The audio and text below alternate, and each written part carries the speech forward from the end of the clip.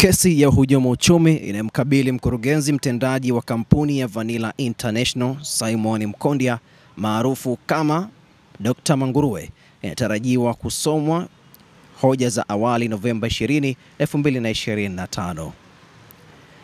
Hatua hiyo imefikiwa leo Novemba 18, 2025 siku ya Jumanne katika mahakama ya hakimu mkazi Kisutu jijini Dar es Salaam baada ya upande wa mashtaka katika kesi hiyo kuomba kupata muda wa nyongeza baada ya kubaini kuna wadai wengine zaidi ya 100 ambao ni sehemu ya ushahidi katika kesi hiyo walitakiwa kuongezwa kwenye hati ya mashtaka.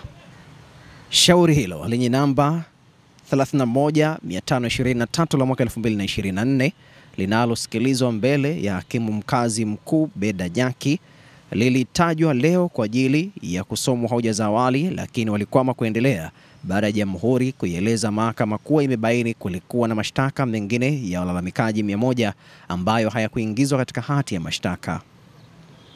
Wakili wa serikali Titus Aaron alieleza mahakama hiyo kwamba anataka kuomba ahirisho na kesi kupangiwa siku nyingine ili wapate nafasi ya kurekebisha hati hiyo kama walivyoeleza.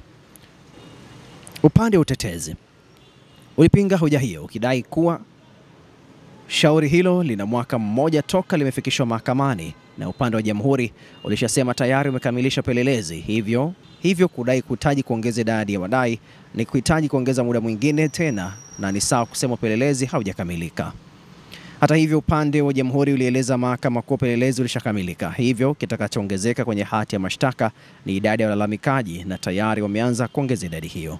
Baada ya hakimu mkazi Beda Nyaki kusikiliza hoja za pande zote, ameahirisha shauri hilo mpaka Alhamisi Novemba 20 ambapo litakuja kwanza kusikilizwa hoja za awali, huko akiutaka upande wa jamhuri kuwa umekamilisha kuweka taarifa za nyongeza katika hati ya mashtaka. Mbali na Dr. Manguruwe, mshtakiwa mwingine katika kesi hiyo ni aliyekuwa mkaguzi wa kampuni hiyo wa hesabu Raymond John pamoja na Mr. Manguruwe wanakabiliwa na jumla mashtaka 28 yakiwemo kujipatia zaidi ya shilingi milioni 90 kwa kununua viwanja 9 eneo la Idunda mkoa wa Njombe.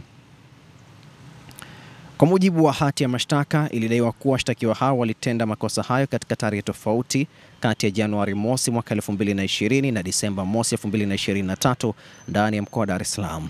Dr. Manguruwe na John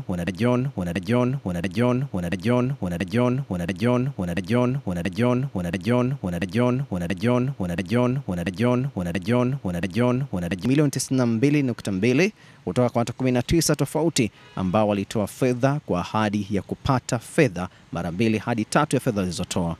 Dr. Manguruwe anadaiwa kuwa kati ya Januari mosi 2020 na Desemba mosi 2023 alijipatia viwanja 9 kitalu namba AB eneo la Idunda mkoani Njombe, huku akijua viwanja hivyo ni mazalia ya makosa tangulizi ya upato.